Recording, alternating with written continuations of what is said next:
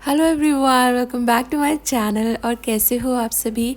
उम्मीद कर रही हूँ आप सभी बहुत अच्छे होंगे, सेहतमंद होंगे, खुशहाल होंगे और अपना अच्छी तरह से ध्यान रख रहे होंगे। हम सभी मज़े में हैं। ये जो व्लॉग है ना, इसमें थोड़ा बहुत करवा चौथ से पहले के क्लिप्स भी हैं, क्योंकि करवा चौथ से पहले तक जो रिकॉर्ड हुआ था वो मैंने करवा चौथ के व्लॉग में नहीं डाला था। उस दिन सिर्फ उसी से रिलेटेड उसी दिन का मैंने व्लॉग अपलोड किया था, तो ये उससे पहले का है। अभी ऑफिशियली संतरों का सीज़न आ चुका है, तो आप अगर जूस पीना पसंद करते हैं तो संतरे इज़ द बेस्ट। इतना तो न्यूट्रिशन उनसे मिलता है और जूस निकालना बहुत ही आसान। और संतरे का जूस में ना आपको ऊपर से कुछ भी नमक चीनी मिलाने की ज़रूरत नहीं है, वो ऐसे ही ऐसे अपने आप में बहुत स्वाद लगते हैं। पूरी गर्मी हम लोग जो मौसमी होती है, वाटरमेलन होता है, जो जैसे अवेलेबल रहता है उसका जूस पी लेते हैं। और सर्दियों में सिर्फ संतरों का। वैसे मुझे पता है फ्रूट्स खाने ही चाहिए, लेकिन कुछ फ्रूट्स के जूस ज़्यादा बेहतर रहते हैं, एकदम ही आपको वो सडन सर्ज ऑफ एनर्जी दे देते हैं। मैं यहाँ पर चाय बना रही थी, शाम का वक्त है, चाय का ही वक्त हो रहा था। बट थोड़े संतरे छील करके रखे थे, मैंने सोचा था कि मैं इसका जूस अभी निकाल दूँगी, बट मैं किसी काम में बिज़ी हो गई उस वक्त, तो वो मैंने फ्रिज में रख दिए थे। शर्मा जी ने देखे कि छिले रखे हैं, तो उन्होंने कहा कि 2 मिनट लगेगी, मैं फटाफट से जूस निकाल देता हूँ।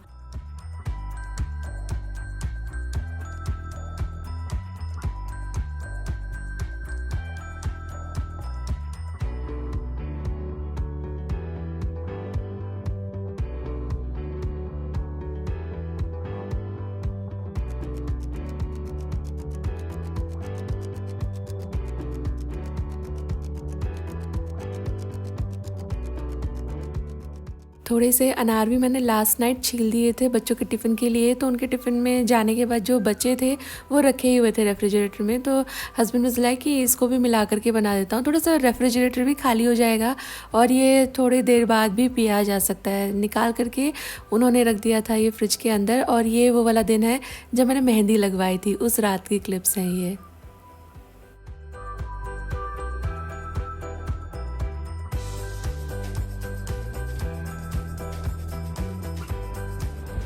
गुड मॉर्निंग दोस्तों। और मैंने ना बर्तन लगाए थे, तो ये मेरा पहले बार का जो लॉट है ये धुल चुका है। इतने बर्तन इकट्ठे हो गए थे, इतने बर्तन, और मेरी हिम्मत नहीं हो रही थी रात में करने की, तो मैंने अभी किए हैं। तो ये एक राउंड धुल चुका है, इसे खाली करूँगी। अभी भी वहाँ पे ढेर सारे बर्तन बाकी हैं। तो जब तक ये धुल रहा था, मीनवाइल मैंने कराया सारे घर में झाड़ू पोछा, क्योंकि 4 दिन से मेरी डोमेस्टिक हेल्प नहीं आ रही है, तो ये भी एक काम बहुत ज़्यादा बढ़ गया है, झाड़ू पोछा हो गया है। एंड ये खाली करके पहले मैं ये सब धो डालूँ तो मैं ज़रा टेंशन फ्री हो जाऊँगी। ऑल्सो यहाँ बास्केट भरी हुई है, यहाँ ये सब जूस के अटैचमेंट है, जूसर के अटैचमेंट हैं, तो ये सब भी मैं निकाल देती हूँ। ये जूसर देख रहे हो आप, ये सिर्फ इसका मोटर है, ये सब अटैचमेंट लगाने के बाद ये वैसा दिखता है। और ये है ना, ये सब ऐसे लाइन से लाइन मिला के रखना पड़ता है। और ये है इसका मेन एक्चुअली क्रशिंग यूनिट।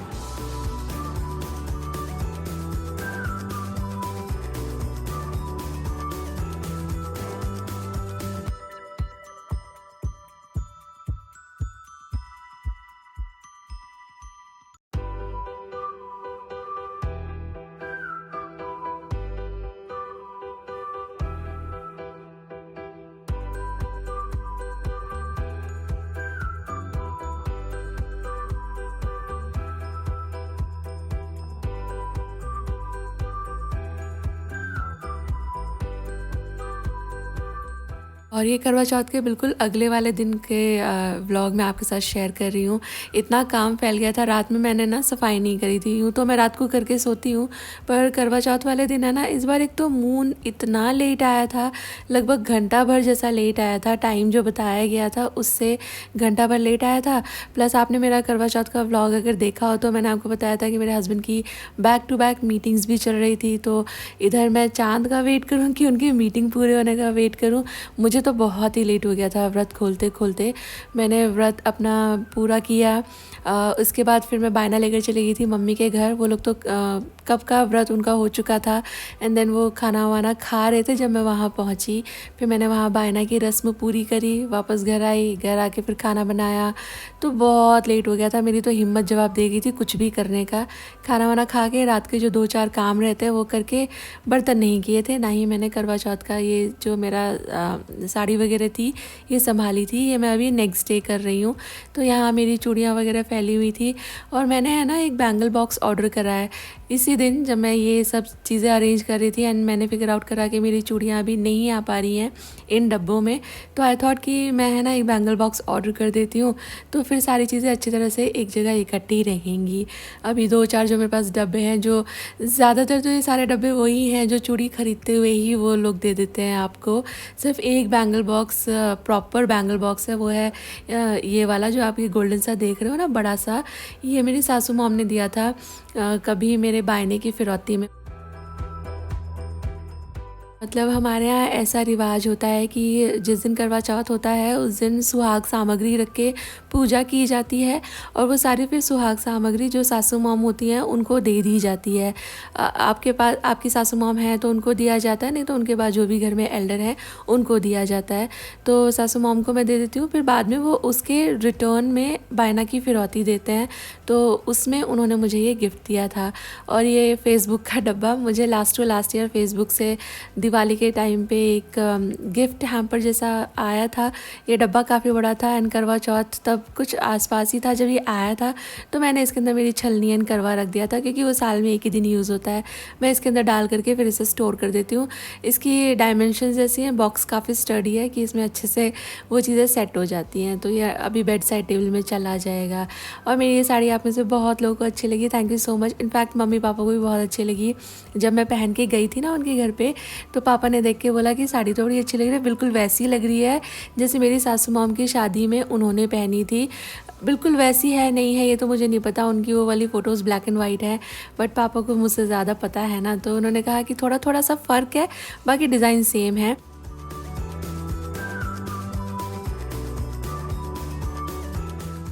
और करवा चौथ वाले ब्लॉग के दिन ही मैंने आपको बताया था कि कुछ एक मेरे मिंत्रा से मैंने पार्सल मंगाए थे ना, वो डिलीवर हो गए थे। तो उसमें ये वाला एक ब्लाउज़ भी था। आजकल आप मिंत्रा पे अगर सर्च करेंगे ना तो एक ब्रांड है सुता बॉम्बे प्रॉब्ली, उनके इतने अच्छे अच्छे साड़ी एंड ब्लाउज़ वगैरह वहाँ पे हैं। तो ये भी सुता का ही था।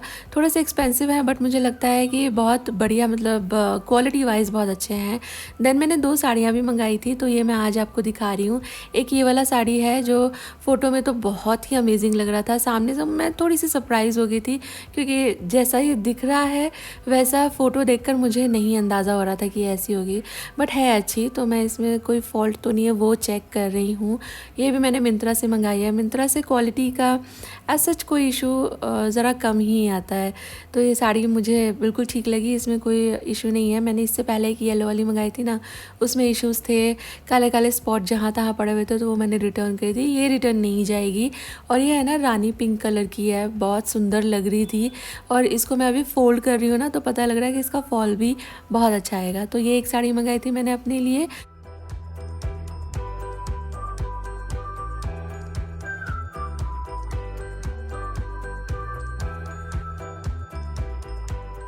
और एक साड़ी ये वाली मंगाई थी मैंने लास्ट व्लॉग में आपको बोला था कि दिखाऊंगी, तो मैं इनको रख ही रही थी। आई थॉट, मतलब मैं जो मैंने पहनी थी करवा चौथ के दिन उसको फोल्ड कर ही रही थी। देन आई रियलाइज़ कि मैंने आपको बोला था दिखाऊंगी, तो आई थॉट दिखा देती हूँ, मैं भी चेक कर लेती हूँ। तो ये वाइट कलर की है, वाइट भी नहीं है, ये ऑफ वाइट है, क्रीम कलर की साड़ी है। बहुत सारे फेस्टिवल ऐसे होते हैं जिनका कलर वाइट रहता है। अब वाइट तो नहीं पहन सकते, बट वाइट के साथ रेड मिक्स करके पहना जा सकता है। वाइट भी था इसमें, बट मैंने वाइट नहीं लिया है, क्रीम कलर की ली है। जैसे नवरात्रि में भी वाइट का दिन रहता है, बहुत लोग जो दिवाली की पूजा होती है वो भी इसी कलर के कपड़े पहन के करते हैं। तो मेरे कलेक्शन में एक भी नहीं था। मैं एक्चुअली सच बोलूँ, ऐसा कुछ भी कलर का ख़रीदने से हमेशा से बचती ही रही हूँ। देन आई थॉट कि एक तो होना ही चाहिए, तो मैंने ये फिर क्रीम कलर की साड़ी मंगाई है जो मुझे बहुत अच्छी लग रही है। इस तरह के मोटे मोटे बॉर्डर वाली साड़ियाँ भी अच्छी लगती हैं मुझे। एंड ये भी मिंत्रा से ही है। मैंने इसमें चेक करा कि कहीं कोई इशू तो नहीं है, कुछ इशू है तो फिर इसको रिटर्न करूँ, बट नहीं, ये भी एकदम बढ़िया आई है, तो इसको भी मैंने रख लिया है।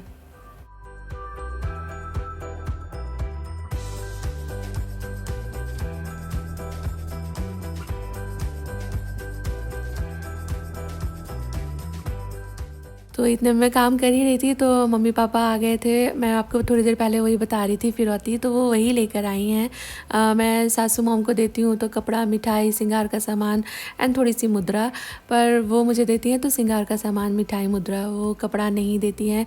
फिरौती में ऐसा ही होता है, सिंगार का सामान पे ज़्यादा अटेंशन रहता है। And I was very happy. अच्छा लगता है ये छोटे छोटे मोमेंट्स ना, बहुत बहुत ही अंदर से ना वो खुशी फील कराते हैं। ग्रैटिट्यूड वाली भावना आती है अंदर से। हम लोग बैठे, काफ़ी देर खाया पिया, बातें करी। रात में बस लास्ट काम मेरा डिश वॉशर लगाने का रह जाता है। सिंक भर गई थी, डिश वॉशर मैंने लगाया। और इसके बाद ये एक पुराना व्लॉग है, मतलब करवा चौथ से शायद 2-3 दिन पहले का रहा होगा। मेरा बहुत ज़ोर से दिल कर रहा था गोभी के पकौड़े खाने का। मुझे पर्सनली गोभी के पराठे, गोभी के पकौड़े, गोभी की सब्ज़ी बहुत अच्छी लगती है। मेरी मम्मी बहुत अच्छे बनाती थी तो मुझे तब से बहुत स्ट्रॉन्ग लाइकिंग डेवलप हो गई गोभी के लिए। बट मेरे को थायराइड डेवलप हो गया तो मैंने थोड़ा सा कंजप्शन कम कर दिया है। बट कभी कभी फिर ज़ोर से इच्छा होती है ना, जैसे दिवाली के आसपास, दिवाली के दिन भी मेरे घर में गोभी के पकौड़े हर बार ज़रूर से बनते थे। वहाँ पे ना नॉर्थ साइड में तो इस वक्त ठंडी ठंडी हो जाती है, हमारे यहाँ भी उतनी ठंडी नहीं है। तो जैसे ये फेस्टिवल शुरू हो जाते हैं, हम वो काम करने लगते हैं, सजना संवरना, नए कपड़े, वो तो सारी चाइल्डहुड वाली मेमोरीज़ भी थोड़ी थोड़ी याद आने लगती है। तो मेरा ज़ोर ज़ोर से ना सब कुछ याद करके गोभी के पकौड़ों पे दिल अटक गया। एक फूल मैंने मंगाया था, छोटा सा फूल, बड़ा सा डंठल था उसमें, तो मैंने सोचा आज मैं इसके पकौड़े कर ही लूँगी। इच्छा हो रही थी ज़ोर से, 2-4 ही खाऊंगी, बट मैं आज पकौड़े बनाने वाली हूँ। और गोभी के पकौड़े जिनको पसंद होते हैं उनको बहुत पसंद होती है, और जिसको नहीं पसंद होता उनको ज़रा नहीं पसंद होता। और गोभी के पकौड़े बनाए भी कई तरीके से जाते हैं, हर घर में थोड़े थोड़े अपने ही घर की रेसिपी के हिसाब से पकौड़े बनते हैं। तो मैंने आपके साथ कई रेसिपी शेयर करी हैं। आज मैं एक और थोड़ा अलग तरह की रेसिपी जो मैं फॉलो करती हूँ वो आपके साथ शेयर कर रही हूँ। यूजुअली गोभी के पकौड़े बड़े बड़े फ्लोरेट्स को ऐसा पकौड़ा बना के फिर उसको प्रेस करके फिर डबल फ्राई करके मैं बनाती हूँ। ये रेसिपी मैंने बहुत सालों पहले जो शेफ़ सोडी है ना उनसे सीखी थी। बट ये वो तरीका है जो मेरी मम्मी बनाती थी। तो वो क्या करती थी, गोभी के फूलों को अलग करके धुल करके थोड़ा हल्दी और नमक के साथ उसको बॉईल कर लेती थी। मतलब एक बॉईल दिखे इतनी देर उसे पका के गर्म पानी में उसे छोड़ देती थी। तो इससे गोभी में एक स्ट्रॉन्ग सी स्मेल होती है, वो भी चली जाती है, कोई कीड़ा वीड़ा हो वो भी निकल जाता है। एंड थोड़ा सा गोभी के अंदर है ना नमक आ जाता है, तो इससे वो खाने में स्वाद लगते हैं। क्योंकि अगर आप सिर्फ कच्ची गोभी के ऊपर बेसन से कोट कर दोगे तो वो बेसन के अंदर जो मसाले हैं ना वो उतना कॉम्पनसेट नहीं कर पाते गोभी के टेस्ट को, फिर गोभी उबली उबली सी लगती है। तो इस तरह से थोड़ा सा प्रोसेस कर लेने से गोभी के अंदर सॉल्ट चला जाता है, तो फिर वो अच्छी लगती है खाने में। एंड गोभी के पकौड़े जब आप बना रहे हो, ढेर सारा धनिया और हरी मिर्च उसमें ज़रूर से डालें।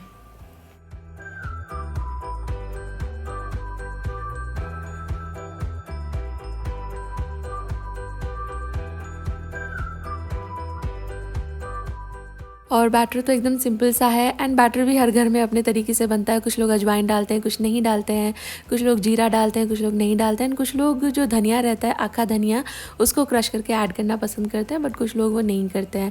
मैं बिल्कुल सिंपल सा बना रही हूँ। बेसन के अंदर मैंने डाला है कटे हुए धनिया, कटी हुई हरी मिर्चियाँ, इसके बाद थोड़ा सा हल्दी, थोड़ा सा नमक, थोड़ी सी लाल मिर्ची, थोड़ा सा ज़ीरा, थोड़ी सी फिर मैंने इसके अंदर धनिया का पाउडर एंड थोड़ी सी अजवाइन ऐड कर दी है। देन सॉल्ट ऐड करूँगी। मैं इसमें तेल वेल नहीं डालती हूँ और ना ही सोडा वोडा डालती हूँ, सीधे ऐसे ही इसको अच्छी तरह से बीट कर करके फ्लफ़ करके तैयार कर लेना है। गोभी को गर्म पानी में पड़े पड़े 3-4 मिनट हो गए थे तो मैंने इसको छान लिया है और छन्नी में करके रख दिया है, सो दैट ये ड्राई हो जाए, इसमें बिल्कुल भी पानी ना रहे। ये ड्राई हो जाएगी तो बेसन इस पर अच्छे से चिपक जाएगा। और बेसन का बैटर बनाते हुए हमेशा शुरू में थोड़ा पानी डालें, और जब इसके लम्स ख़त्म हो जाए तब आप इनफ वाटर डाल करके कंसिस्टेंसी को एडजस्ट कर सकते हो। तो यहाँ मेरा बैटर हो गया रेडी। इस बैटर को आप 15 मिनट रेस्ट दे पाएँ तब तो बल्ले बल्ले बहुत ही अच्छे फिर पकौड़े बनते हैं। पकौड़े मैं बनाती हूँ मस्टर्ड ऑयल में ज़्यादातर, क्योंकि मस्टर्ड ऑयल से एक बहुत अच्छा तो टेस्ट आता है। जो लोग मस्टर्ड ऑयल खाना पसंद करते हैं उनको ये पकौड़े ज़्यादा पसंद आते हैं। दूसरा, मस्टर्ड ऑयल में पकाने से पकौड़े नेचुरली क्रिस्पी हो जाते हैं, ज़्यादा क्रिस्पी, ज़्यादा टेस्टी बनते हैं। मैं यहाँ पे पहले बना रही हूँ आलू के पकौड़े, क्योंकि ये तो बाय डिफ़ॉल्ट बनने ही हैं। सानवी खुशी को यही खाने हैं और उनके पापा को भी यही सबसे ज़्यादा पसंद आते हैं। तो सबसे पहले मैं आलू के ही पकौड़े बना रही हूँ, क्योंकि वो तीनों को मैं बिठा दूँगी खाने के लिए, तो वो गर्मा गर्म क्रिस्पी पकौड़े एंजॉय कर पाएंगे। And look at this beauty. आपको अगर पकौड़ों से प्यार है ना, तो ये देख करके आपका मन है ना ललचा गया होगा, आप ड्रूल कर गए होंगे पकौड़े खाने के लिए। मुझे पकौड़े फ्राइड आइटम्स में सबसे ज़्यादा पसंद है। मैं उतनी ज़्यादा शौकीन नहीं हूँ फ्राइड आइटम्स की, जैसे कचौरियाँ हो गया, समोसे हो गए, मुझे वो सब उतने नहीं पसंद, ब्रेड रोल एंड ऑल, पर मुझे पकौड़े बहुत अच्छे लगते हैं।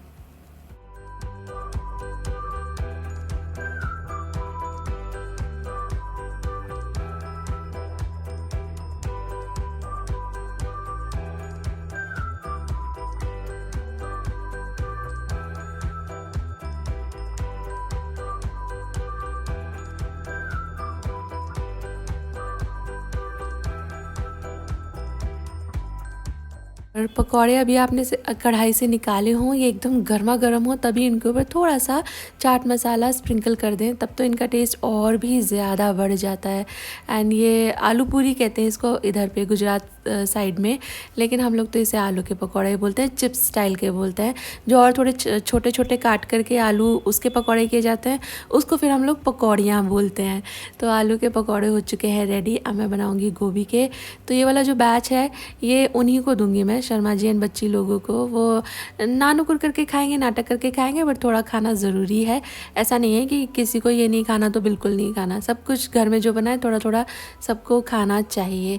तो ये बैच जा रहा है उनके लिए। इतने में मेरी चाय हो गई थी रेडी। शर्मा जी को कप में दे दी है मैंने, बट अपनी निकाल ली है ग्लास में और छन्नी इसके ऊपर ही रख दी है, तो इससे मेरी चाय थोड़ी सी गर्म रहेगी। कप में निकाल के रख देती ना, खुले मुँह उसको रख देती, तो वो बिल्कुल ठंडी ही हो जाती मेरे पीने के टाइम तक। और ये हो गए हैं पकौड़े मेरे तैयार, और नहीं बनाने हैं। 2 बैच आलू के किए थे मैंने, नहीं 3 बैच आलू वाले किए थे एंड 2 बैच गोभी के किए थे। चाट मसाला स्प्रिंकल करूँगी and I will enjoy my पकौड़े विद गरम गरम अदरक की चाय। सर्दियों में कितना मज़ेदार लगता है ये। आप मुझे कमेंट बॉक्स में लिख के ज़रूर बताना, आपको सर्दियों में सबसे ज़्यादा क्या अच्छा लगता है, पकौड़े, चाय, या गर्मा गर्म पराठे, या गर्मा गर्म गाजर का हलवा। जैसे ही मुझे गाजर दिखेगी सर्दियों वाली, तो इस सीज़न का फर्स्ट हलवा मैं बनाऊंगी। और बस ये किचन साफ़ करने का काम तो बाय डिफ़ॉल्ट हर एक्टिविटी के साथ आता ही है। आप थोड़ा सा काम करें किचन में या लाविश मील बनाएं, इसके बाद बर्तन तो साफ़ करने पड़ेंगे। डिश वॉशर मैंने लगा दिया है, थोड़े बर्तन रह गए थे, इनको हाथ से धो डालूंगी।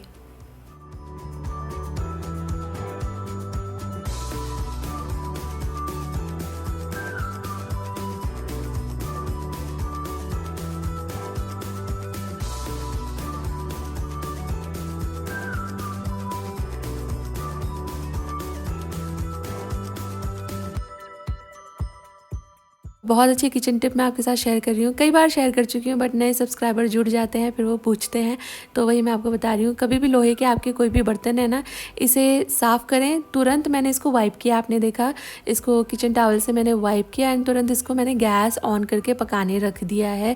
इसका सारा पानी गैस जो हीट है एक्चुअली उससे सूख जाए, उसके बाद आपका ये पैन तैयार है। इसको सीज़न वीज़न करने की कोई ज़रूरत नहीं है, बस इतना सा करें और अगली बार आपको आपका पैन एकदम साफ़ मिलेगा। आप सीज़न करते हैं तो उसमें 10-1 मिनट चले जाते हैं सीज़न करने में, एंड नेक्स्ट टाइम आप इसको डायरेक्टली नहीं यूज़ कर सकते, आपको फिर ये पहले वापस से वॉश करना पड़ेगा। बट आप मेरा वाला टिप आजमा के देखिएगा। मेरे पास बहुत सारे आयरन कुकवेयर है और इसी तरह मैं इन्हें मेंटेन करती हूँ। जैसे ही उसमें खाना बन चुका, खाना निकाल लें, तुरंत उसको धो दें, धोते ही पोछें और पोछते ही इस तरह पका लें, सारा पानी सुखा लें। आपका बर्तन एकदम बढ़िया तैयार हो जाता है स्टोर करने के लिए। नेक्स्ट टाइम डायरेक्टली इस्तेमाल करें। और यहाँ पे मेरा काम हुआ ही था, तो शर्मा जी बस लाइक कि ऑरेंज टी पिला दो, घर में ऑरेंज रखे हुए थे ना, तो उनका दिल आ रहा था। ये ऑरेंज टी तो मैं हर विंटर्स बनाती हूँ एंड हर विंटर ही आपके साथ शेयर करती हूँ, क्योंकि साल भर में बहुत सारे नए सब्सक्राइबर आ जाते हैं। ये एक बहुत ही अच्छी रेसिपी है जो मैंने बनाई थी, आप लोगों के साथ शेयर की थी जब फर्स्ट टाइम। तो मेरी एक सब्सक्राइबर, उन्होंने अपना कैफ़े खोला था, तो उन्होंने मुझे प्रॉपर मेल में सारा बताया कि कैसे उन्होंने अपना कैफ़े खोला बोला और अपने मेन्यू में उन्होंने मेरी ये ऑरेंज टी रखी है एंड इट्स अ हिट। ये इतनी ज़्यादा पसंद आई उनके कैफ़े में, बेस्ट सेलर है ये। तो ये रेसिपी मैं तो बहुत बार बनाती हूँ जैसे विंटर आते हैं, बट वन टाइम एटलीस्ट आप लोगों के साथ शेयर करती हूँ, सो दैट अगर आप नए हैं मेरे चैनल से जुड़ने वाले तो आपको भी ये रेसिपी मिले। बहुत सिंपल है ऑरेंज टी की रेसिपी। पानी लीजिए, इसमें बहुत कम पत्ती डालनी है, जैसे ब्लैक टी बनाते हुए पत्ती डालते हैं कम, उतनी कम चीनी मिलाएं और दालचीनी का टुकड़ा मिलाएं एंड देन थोड़े से ऑरेंज के पील्स मिलाएं और थोड़े से ऑरेंज के स्लाइस को ऐसे हाथ से रफली तोड़ करके मिला दें। खट्टे वाले ऑरेंज हो तो और ज़्यादा अच्छा रिजल्ट मिलेगा आपको। देन इसको अच्छी तरह 2-4 मिनट पका लें एंड छान लें। एंड ये ऑरेंज टी देखने में इतनी अच्छी है, खुशबू इतनी अच्छी है एंड स्वाद अमेजिंग, एक नंबर स्वाद है। आप बना के देखना और मुझे बताना।